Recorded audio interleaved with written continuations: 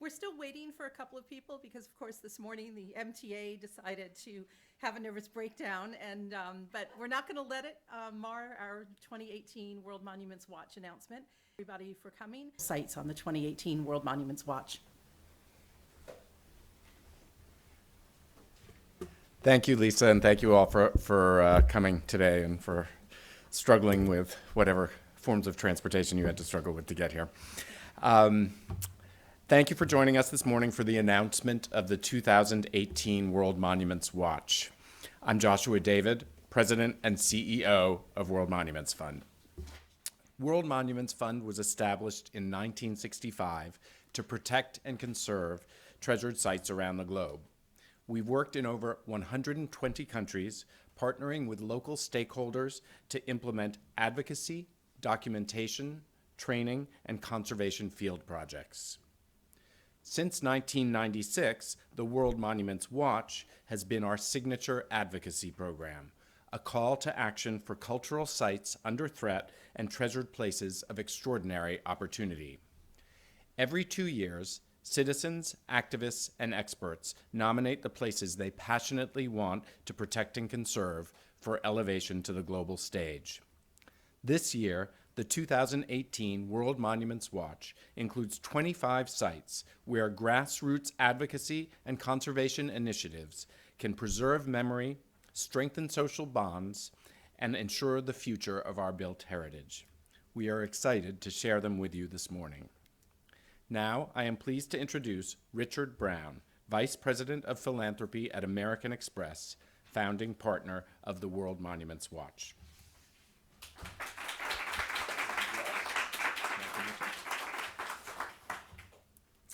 Thanks, Josh, for the introduction and for all the fund's efforts to save the world's most important cultural heritage sites. As the founding sponsor of the Watch, American Express has been an unwavering advocate for the World Monuments Fund's mission to protect our most treasured landmarks around the globe. Over the past 22 years, American Express has contributed nearly $18 million to the program, helping to preserve 166 heritage sites in 71 countries. In turn, our commitment has catalyzed a renewed appreciation for preservation worldwide. Historic preservation has long been the hallmark of our company's involvement in the communities where our card members and employees live and work. As the world's largest travel network, American Express has a deep understanding of the influence buildings and landmarks can have on society. We recognize these sites as symbols of national and local identity and value the role that their preservation can play in attracting visitors and revitalizing communities. Unfortunately, year after year, the same trends continue to endanger the world's most treasured places of remembrance, reverence, and architectural significance. The Watch is a call to action, mobilizing citizens to take the first step in preserving the sites at the heart of their communities.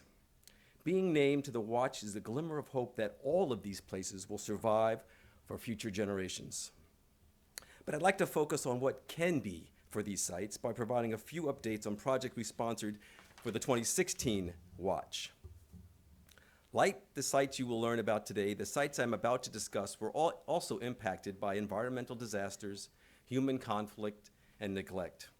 However, through civic and government engagement, as well as expert preservationists, we've been able to bring them back to life for a new generation. In 2015, a devastating earthquake rocked Nepal, claiming thousands of lives and damaging many examples of the country's cultural heritage, including Charnarayan, the oldest of temples in Patan's Durbar Square. Support from American Express and the World Monuments Fund is helping the Kathmandu Valley Preservation Trust rebuild the temple, ensuring it remains accessible to place of worship for the community. Following an explosion from a car bomb in 1993, the Arch of Janus, a surviving building in the Great Marketplace in ancient Rome, has remained in disrepair and accessible to the public. Through the support of American Express and the World Monuments Fund, local groups launched the conservation program to completely restore the monument and welcome visitors back to the site. The arch sits near the temples of Hercules and Patronus, previously conserved through support from American Express and the fund. Neglected in 1910, the Gatehouse building at Chapultepec Park in Mexico City once served as an access point to a military school. Support from American Express and the fund is being used to transform the site into a museum and orientation center, educating 21st century visitors about the 19th century origin of the park. All these sites are still works in progress. They become beacons for their local communities, proof that through programs like the Watch, we can join forces to create sustainable futures for historic places. Over the next few months, we will be reviewing the 2018 Watch to determine how we, American Express, can assist in preserving a number of these sites through our grant-making efforts. We hope you will join us to spread the message about the importance of preservation and the impact we have together on the world's most special places. Thank you for being here today.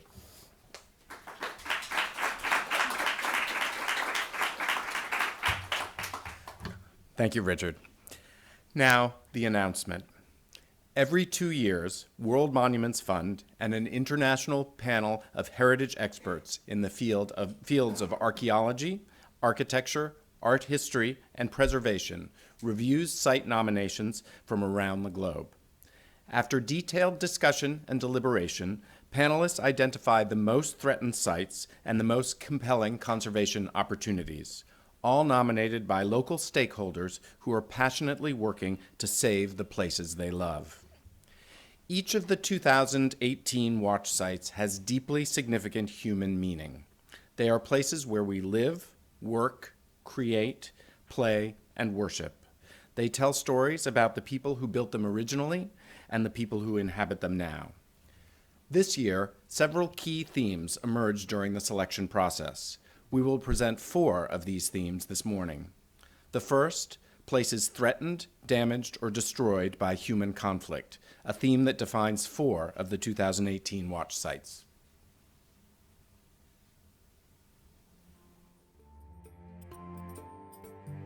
In recent years, the world's oldest historic cities have become battlegrounds.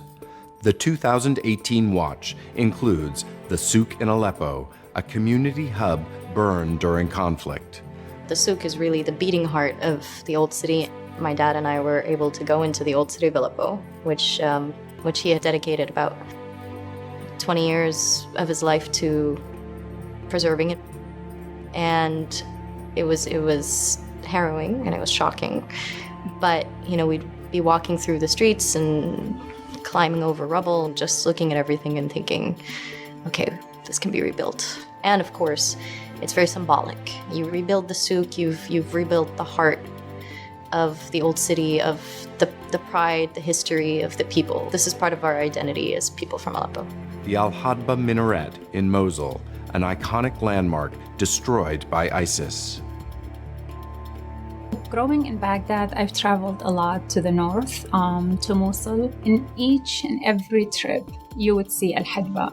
It was just part of the identity of the city of Mosul and its people. It's true that memories live in our heads and they're written as history in books, but the built environment is an immediate reminder of the events involved in our lives.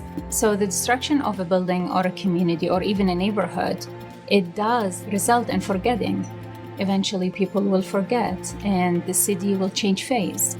The old city of Taiz in Yemen, a heritage-rich capital engulfed by war, and Sukur cultural landscape in Nigeria, targeted by Boko Haram. Le 12 décembre 2014, Boko Haram est venu ici. Ils ont tout brûlé, tout détruit. Plus tard, les gens sont revenus toujours présents quand on a un problème. Il ne laissera jamais tomber son frère ou sa sœur qui souffrent. C'est une question de principe ici à Sukur. We are looking beyond the destruction of individual monuments to the devastation of the social fabric of entire towns and cities. What happens to a place and its memories when so much is lost? And what is the right approach to rebuilding?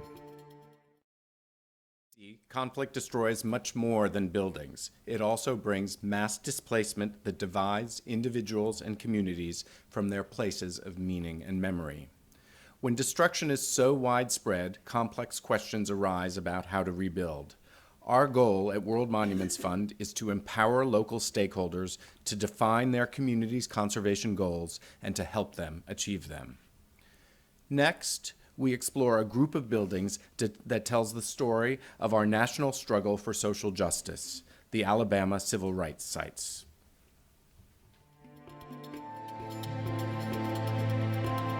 The start of the Selma to Montgomery March, a refuge for a group of freedom riders, a bombing that brought national attention to a nonviolent movement. These are just some of the events that took place during the Civil Rights Movement at a collection of little-known buildings in Alabama, which we now include on the 2018 watch. A local group has proposed designating these structures to a consortium representing this defining moment in American history. Martin Luther King called Robert Kennedy for him to federalize the troops, which he did. The National Guard came and picked up the Freedom Riders in the wee hours of the morning and brought them to our home. So we were responsible for housing them, giving them a safe haven for those 4 days. There's power in unity, that these sites united have the opportunity to leverage resources and harness their creativity in a way that will benefit all of them. These sites represent the activities by the people, for the people, in a social justice movement that transformed the state, the nation, and indeed the world. And now they will be preserved for many, many generations to come.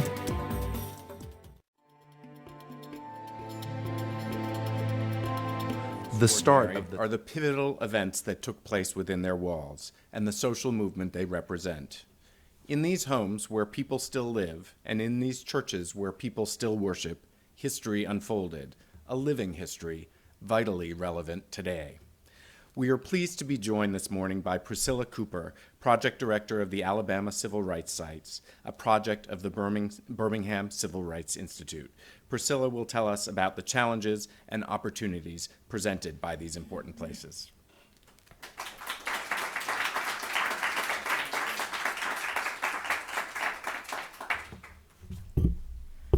Good morning.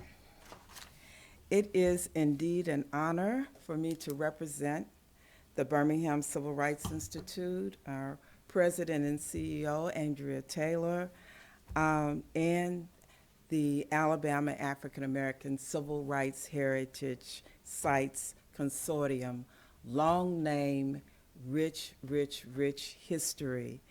The Birmingham Civil Rights Institute is celebrating landmarks this year with the 25th anniversary in November and recent designation as part of the Birmingham Civil Rights National Monument. So to be part of the World Monuments Fund watch list designation is another pivotal moment for us. The 14 places of worship and lodging included in the nomination are representative of dozens of sites in Alabama that played significant roles in the African American struggle for freedom. As noted, this consortium does include churches that have become international icons, identified with major events in the civil rights movement of the mid-20th century.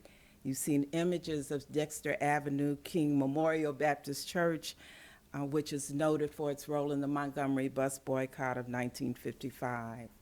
Brown Chapel AME Church in Selma and its role as a launching place for the 1965 Selma to Montgomery March for voting rights. However, this consortium also includes little-known places like the Benmore Motel and the Dr. Richard Harris House in Montgomery and the Jackson Family Home in Selma that provided safe haven for Black travelers during segregation and secure meeting places for activists during the movement. Taken together, these sites provide a historical, social, and cultural context that is much greater than the single decade, that 1955 to 1965 period, that is commonly referred to in popular culture as the civil rights movement. Whether prominent or unknown, these sites have been sustained through the passion, commitment, and Herculean efforts of dedicated volunteers who are committed to preserving not only these historic properties, but their important stories. These are stories of individuals and institutions that laid the foundation for the civil rights movement that truly redefined how we view ourselves as Americans and continues to shine as a beacon of hope for those struggling for human rights around the globe. As noted by our project historian, Georgette Norman, many of these sites trace their history back more than 100 years. From Reconstruction through the early 20th century, these institutions were the heart and soul of the Black community. These were the incubators for Black education, entrepreneurship, advancement, and achievement. During the years when Black life was circumscribed by racial bigotry, oppression, disenfranchisement, and vigilante violence, these institutions nurtured an individual and collective determination to rise above limited expectations and circumstances to strive for excellence. In the aftermath of the 1960s and the Civil Rights Movement, these sites, along with their communities, have suffered from the negative consequences of displacement, urban renewal, interstate highways, and neighborhood disinvestment. In spite of these challenges, today, these sites remain firm in their commitment to engage a new generation to use this shared history as a tool for community revival, renewal, and revitalization. The World Monuments Fund Watch List designation will provide visibility and credibility as these sites work to fulfill their commitment. The WMF Watch List provides a global platform, and we are so excited, for Alabama's African American civil rights heritage sites to share their remarkable stories and to gain the resources required to sustain them. Since submitting the nomination, the Birmingham Civil Rights has identified additional sites and convened representatives to begin the process of developing an alliance that will allow them to use their collective strength to meet their distinctive challenges. So just the process of doing the nomination has already created great energy and synergy for these sites. With support from the Education Foundation of America, the Birmingham Civil Rights Institute will work in partnership with the World Monuments Fund and Alabama's African American Civil Rights Heritage Sites to bring light to their hidden history, providing both inspiration and instruction to those seeking to understand this history and to continue the work to secure human rights, equality, and dignity for our global community. And we thank you very much.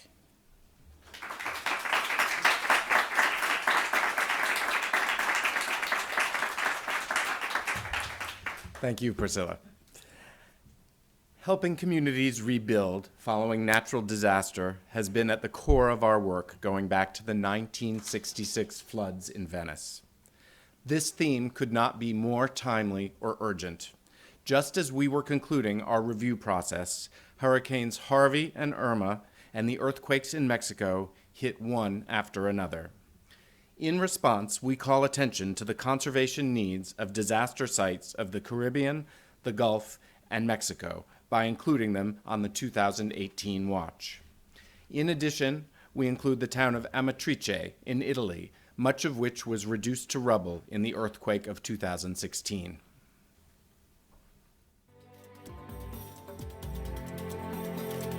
Just weeks ago, a series of earthquakes and hurricanes shook our world. In recognition of the devastation brought by natural catastrophe to places of cultural heritage, we include disaster sites of Mexico, the Gulf, and the Caribbean on the 2018 watch. Also on this year's watch, the historic town of Amatrice in Italy, almost completely destroyed by earthquake in 2016.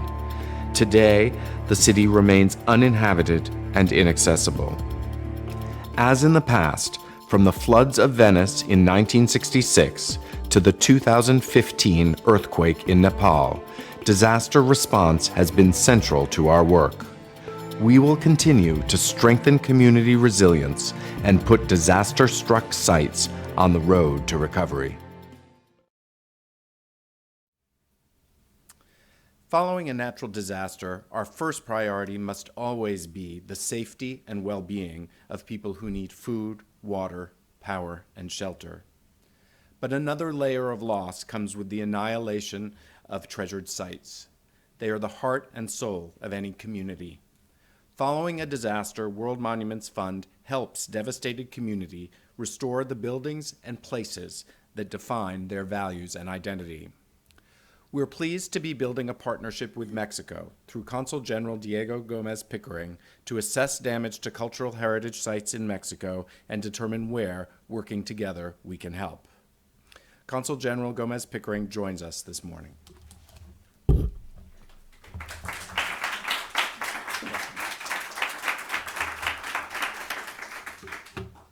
Very good morning, ladies and gentlemen. Thank you very much to Joshua David and the World Monument Fund for the opportunity of partnering with you to enhance what for the last decades the World Monument Fund has been doing south of the border, and it is preserving very important sites. As many of you know, during the past month, 2 devastating earthquakes hit Mexico. The first one on the 7th of September in the southwest coast in between the borders of the Oaxaca and Chiapas states. The second one on the 19th of September, the same day that 32 years ago a devastating earthquake in 1985 led to the loss of over 10,000 lives in Mexico City. The latest earthquake, with its epicenter just south of Mexico City, led to huge devastation as well. Over 500 people lost their lives, and over thousands of buildings were damaged across the nation. Most importantly, over 600 historical monuments were somehow damaged. Mexico is a country on the American continent with the widest number of historical sites inscribed in UNESCO's World Heritage List. Almost 40 sites that tell the great history of the nation that has been developing for the last 30 millennia are part of this wide heritage that, of course, was very affected on the 2 earthquakes. Part of each of those communities that have been affected are centers like the ones we see over here, churches in little towns, plazas, pre-Hispanic sites from pyramids to temples.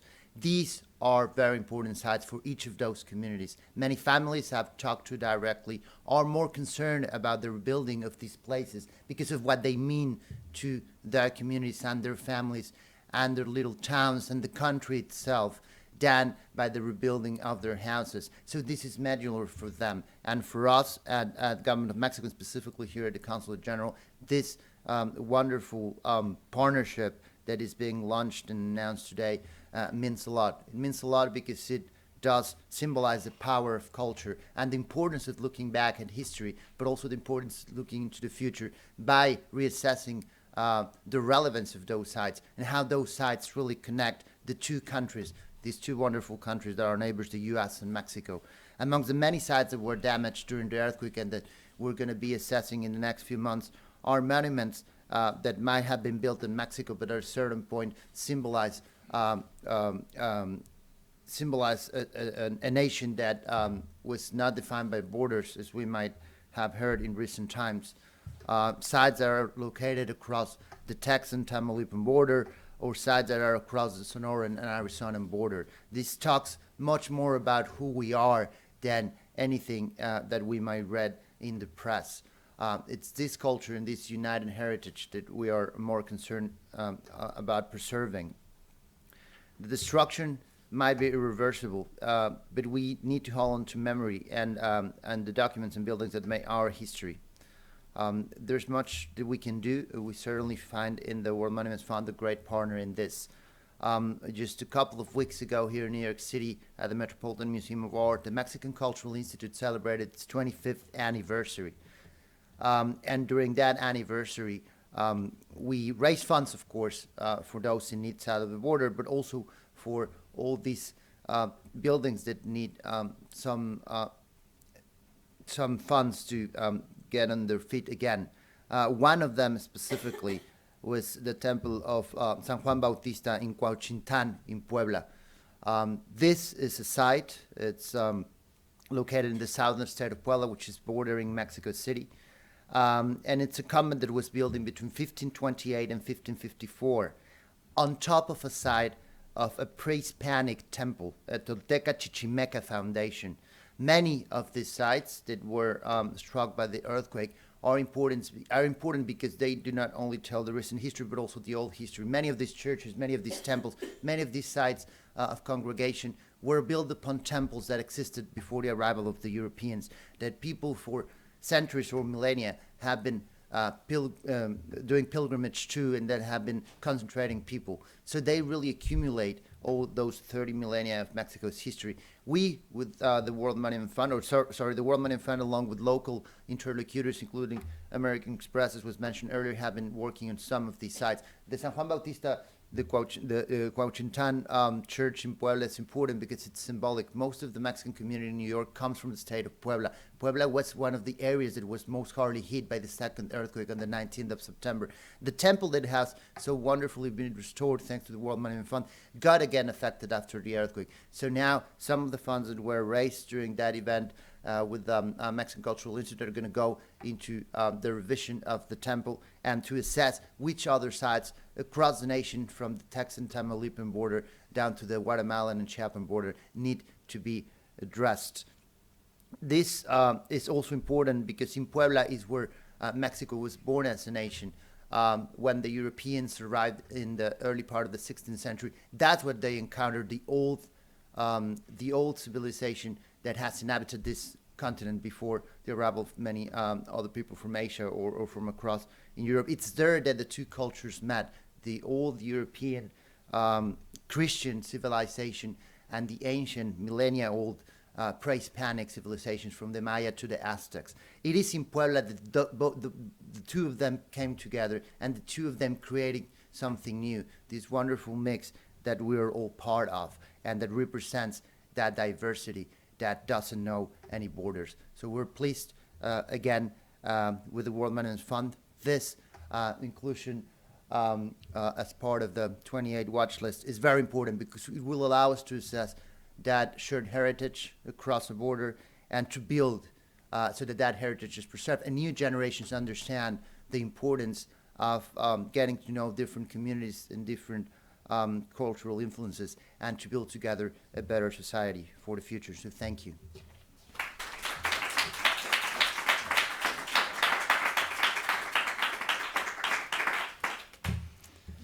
Thank you.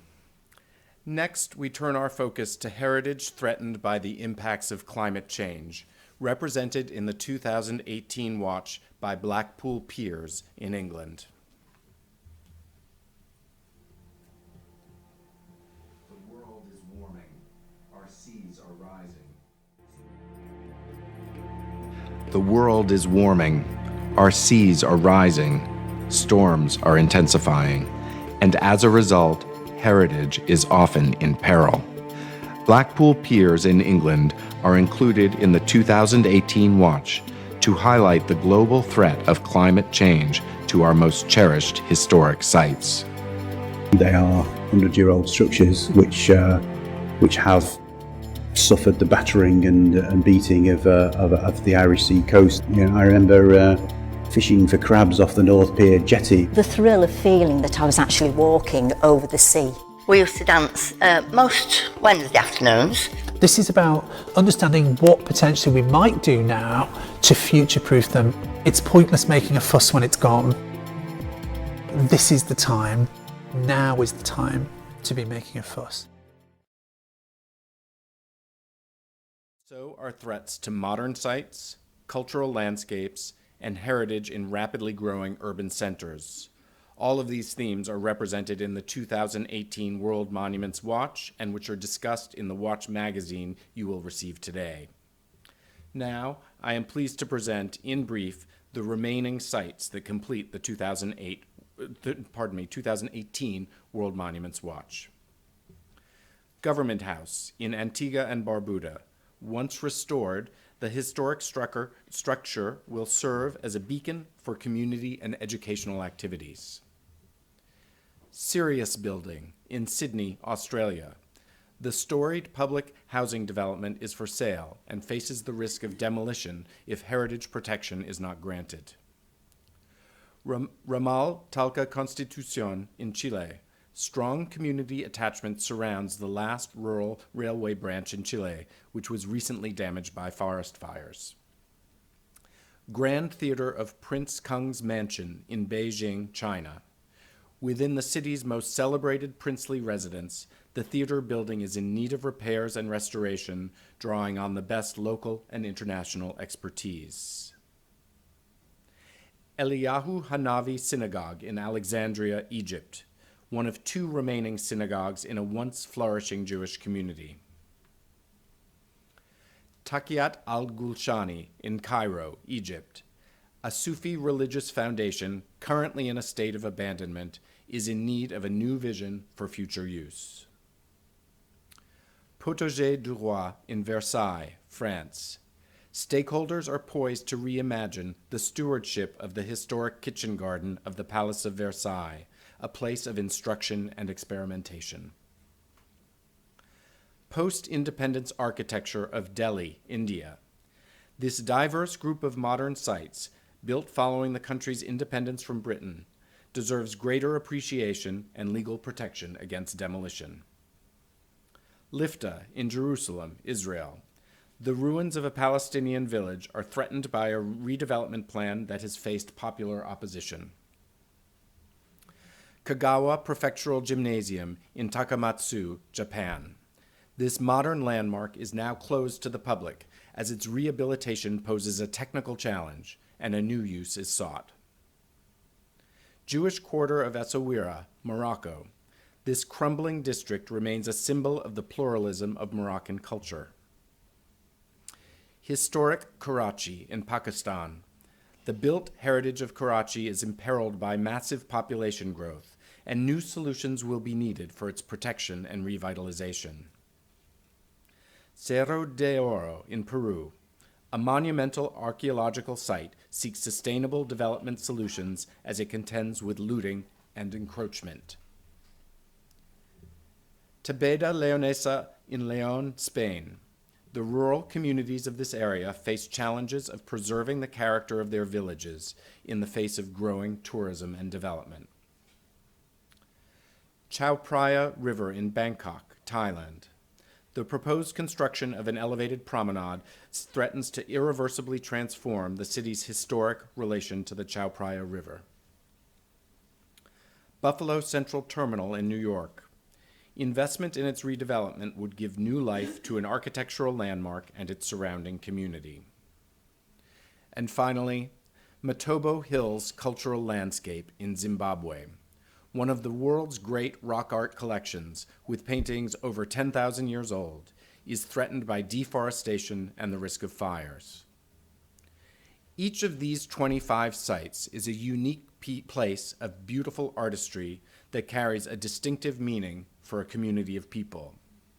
Now the work begins as we rally champions of cultural heritage globally to support the long-term protection and stewardship of these treasured places. We will now open the floor for questions. I would like to reintroduce Lisa Ackerman, Executive Vice President of World Monuments Fund, who will moderate the discussion. Thank you, Lisa.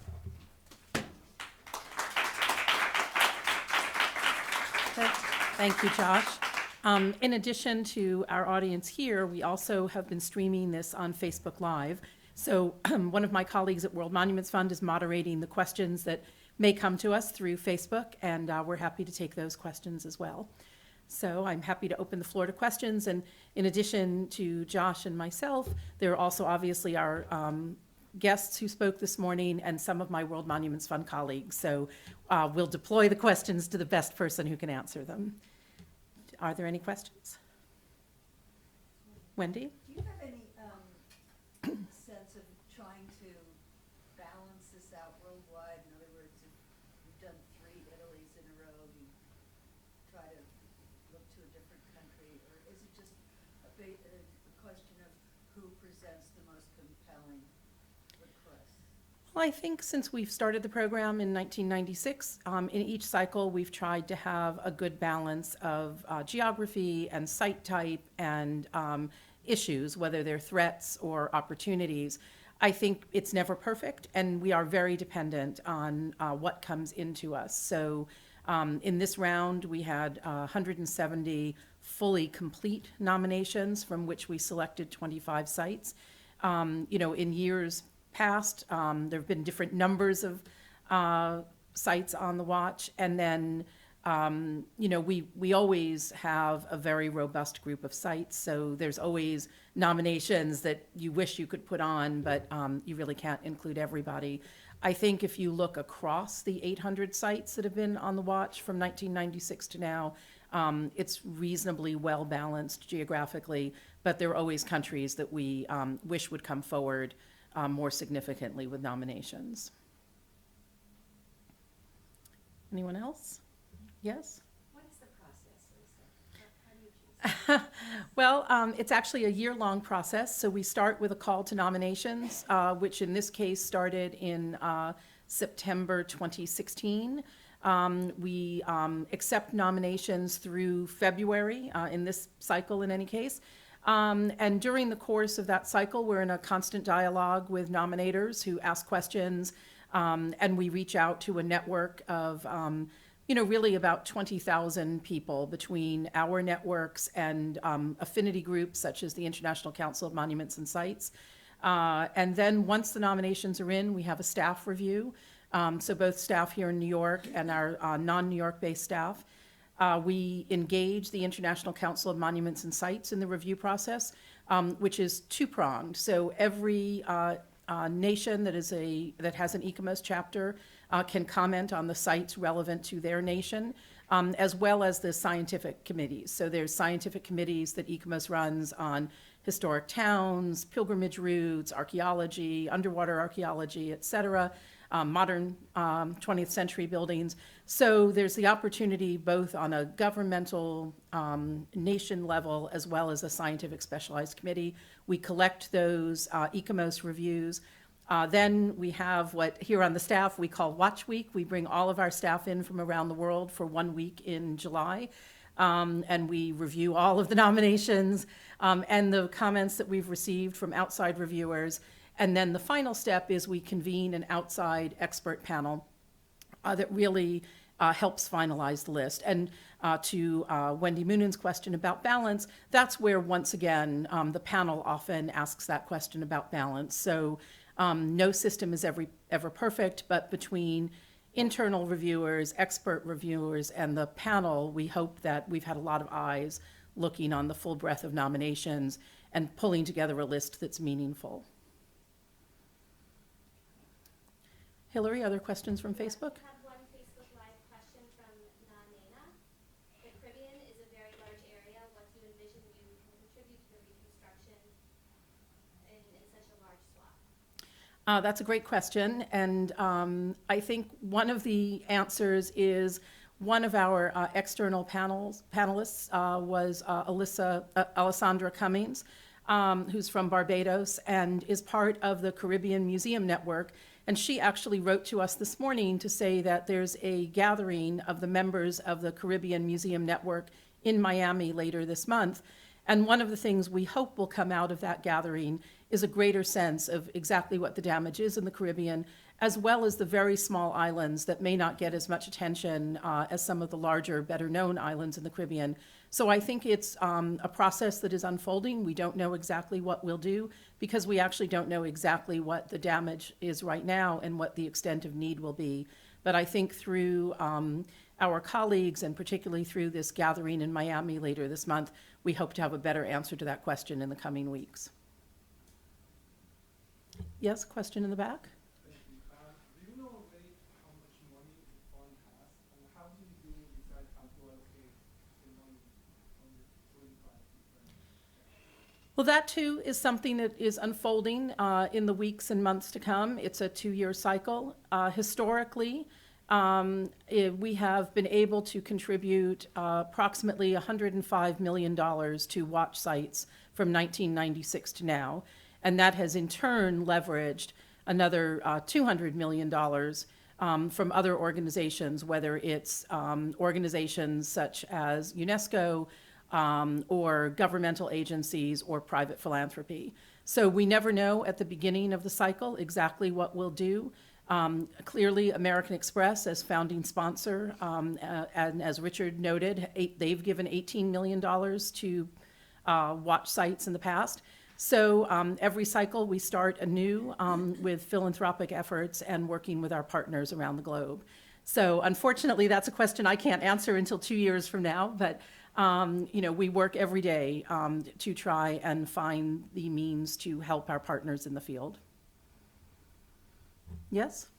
Besides funding assistance, you have wonderful resources here. How can those resources help in the immediate with the sites that you've selected?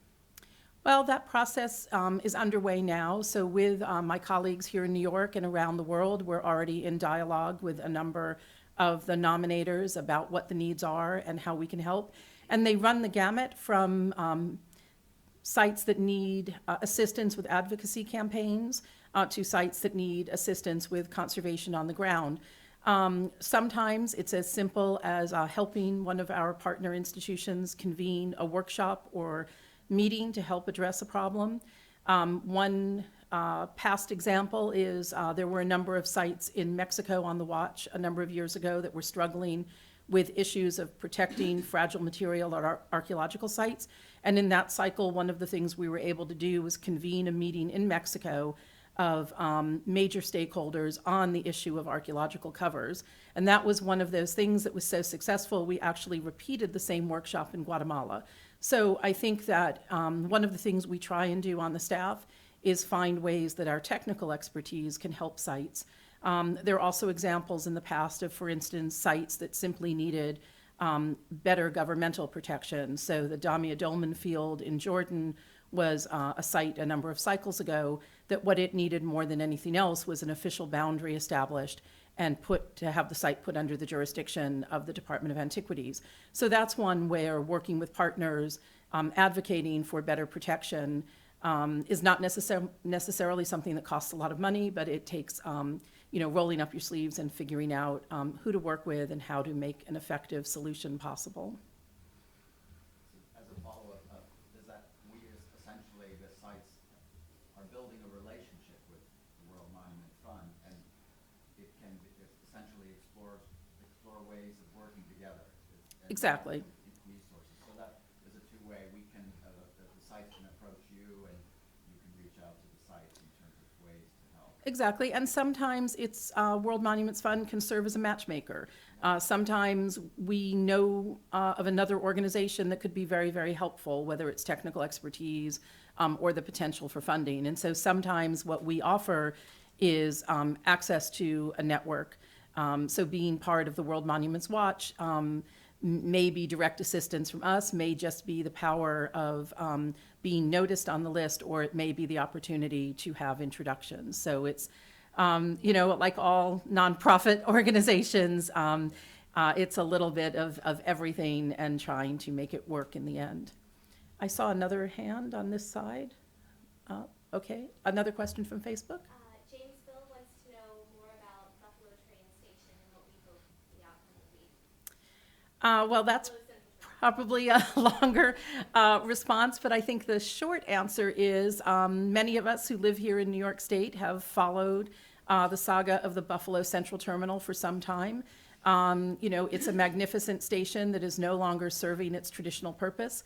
It's an anchor of the community, so there's very strong local support to find a solution for the building. The local advocacy group in Buffalo that's been working on finding a future solution, they've held a lot of events in the building to remind people that it's there and to show it's a viable opportunity for adaptive reuse. I think the main stumbling block that they're facing right now is finding a developer to work with. A number of people have expressed interest, and a number of development opportunities have been explored. So that's an instance where what we hope through the watch is we can help reinforce the advocacy efforts and help them build their case more and more, that this is an example of a historic building that should not be let go, not only because of its beauty and architectural significance, but really because if you let an anchor of the community go, you risk so much more to the local residents in that community. I think there was a question on this side. Yes, in the back?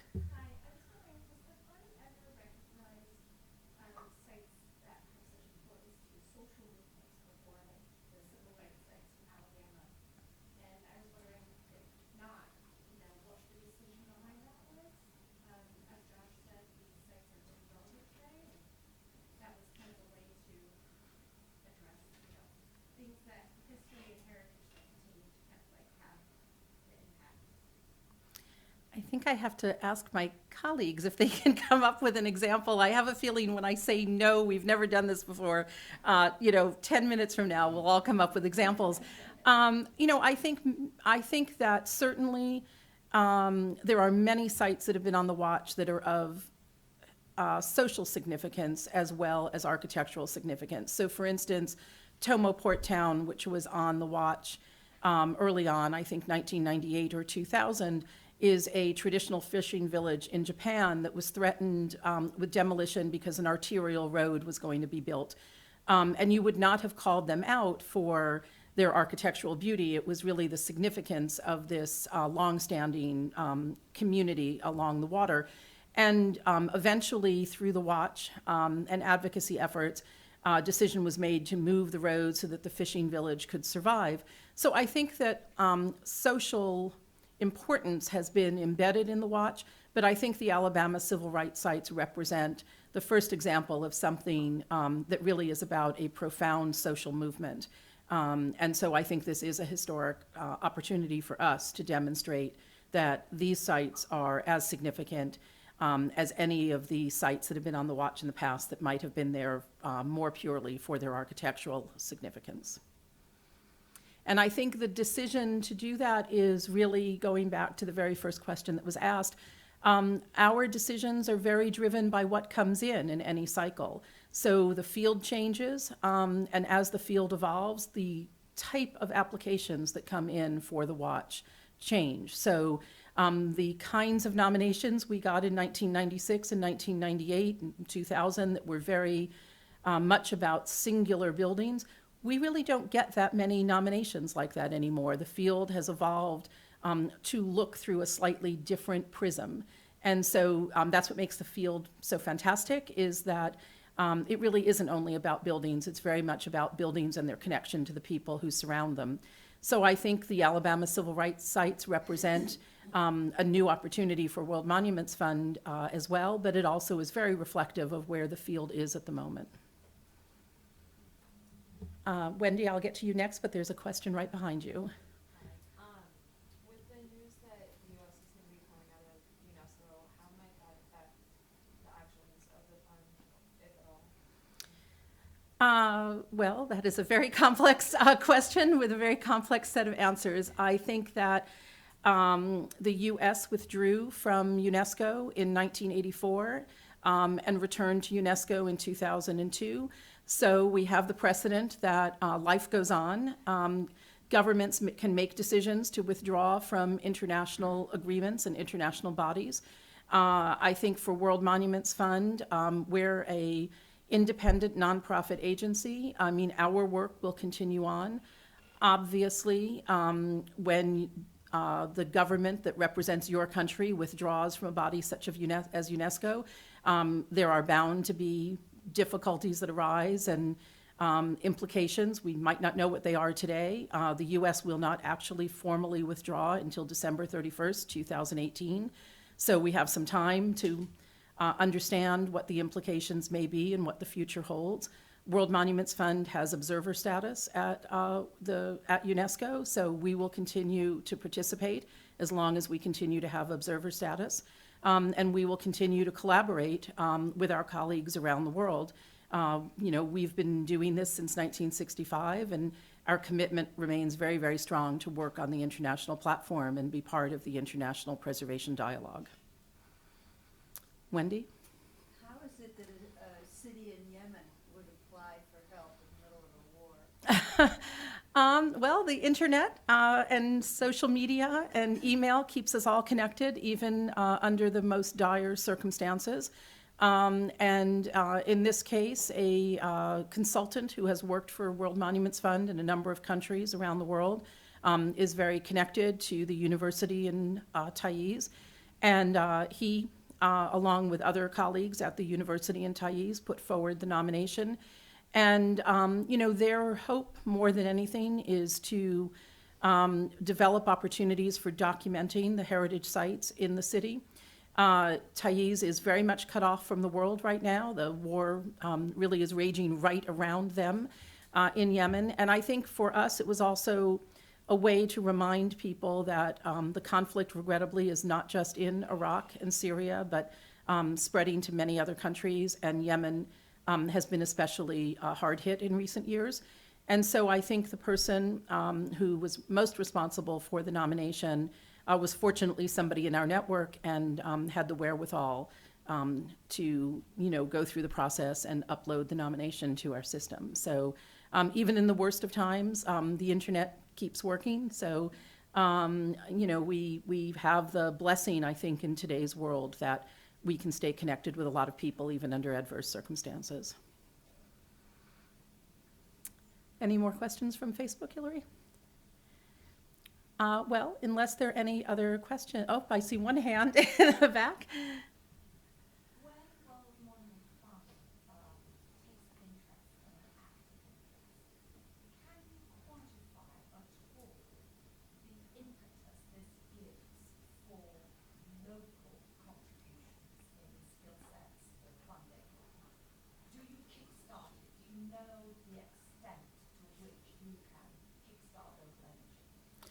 Well, it's of course different in every single circumstance, but on the whole, frequently the watch has been catalytic, so that there are numerous examples across all watch cycles where the watch provided a spark that really allowed something to happen.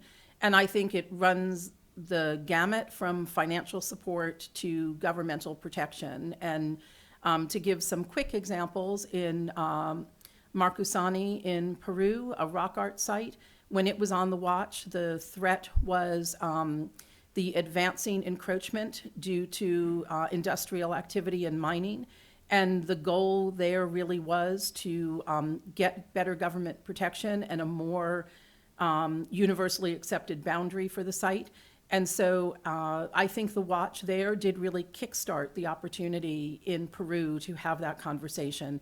They really did need outside validation to demonstrate that this was a true threat and something that needed to be addressed. I think similarly in Peru, in 2008, San Pedro Apostol in Andahuaylas was on the watch. And this looks like a very humble adobe church just south of Cusco. It actually is an extraordinary explosion of Baroque painting inside, often called the Sistine Chapel of the Andes. And that was an example where their initial goal was restoring the interior of the church, but World Monuments Fund watch and subsequent attention led to the entire town being declared a historic urban center in Peru, which had never happened. The university became involved in a very large oral history program, and they eventually inaugurated an annual Patrimony Day. So I think putting that on the watch turned a very simple idea about conservation into an entire movement in the town. So much so that the Grupo Patrimonial, that was involved with us won the Travel and Leisure Global Vision Award a few years later. And then that group in turn nominated a site to the 2014 World Monuments Watch. So I think sometimes these sparks actually have a long burning fuse. And so it's not just what happens immediately afterward, it's really galvanizing efforts that often can lead to long sustained interest in communities. And I think the final example, to look at one that's more directly in the conservation mode, in 1996, the Temple of Hercules in Rome was on the watch. It's one of two remaining Republican-era temples and the last remaining Greek-style temple in Rome. And everybody had kind of agreed that that part of Rome had become a little forlorn and the monuments were looking sad. There was great euphoria for 2000 Jubilee year and getting that temple restored, which happened. And then as soon as that happened, everybody sort of looked 10 feet away and said, wow, the Temple of Portunus looks a little sad now. Here's the Temple of Hercules really gleaming and bright. And so it came on the watch in 2006 and was subsequently restored. And I can say that I was with a group of people from the Italian government standing on the porch of the Temple of Portunus, looking across the way to the Arch of Janus. And we had a discussion where we all said, you know, the last remaining piece of the Forum Borarium is the Arch of Janus, and look how sad it looks with that fence around it. And so I think that's one example where, you know, in the beginning it was about the Temple of Hercules, and by the time we got to the Arch of Janus, it was really about reactivating a zone in Rome that was going to bring back to public attention a group of buildings that were very, very important, but also reactivate their historic connection to the Palatine Hill. So this has lit a spark with the Italian authorities, who are very much now behind not just restoring the buildings, but finding ways for modern tourists, visitors to the city, and residents to understand that that sort of arc of activity in antiquity that brought people from the marketplace up to the Palatine Hill to the Forum can actually be reestablished for people today. So I think that there are a lot of anecdotes that show the watch has the power to get people thinking in creative ways. And so, as I said earlier, we ourselves have contributed more than $100 million, and it has leveraged more than double that from outside actors. But I think more than just the money, it's an opportunity to think broadly about what heritage is and how we want to experience it, excuse me, how we want to experience it today. Yes, last question. Sorry, That's okay. On behalf of the Governor General of Antigua and Barbuda, we want to thank the Fund and American Express for your support in selecting Government House. Thank you. We're very excited. And sadly, it came to us originally because of an exciting opportunity to think about Government House in new ways. And then, of course, we were all devastated to see the damage in Barbuda. And even though Government House sits on Antigua, you know, I'm certainly in your minds now, and in the minds of those authorities, there are lots of new needs. So we hope to work with everyone on what's the best solution for Government House. Thank you for coming.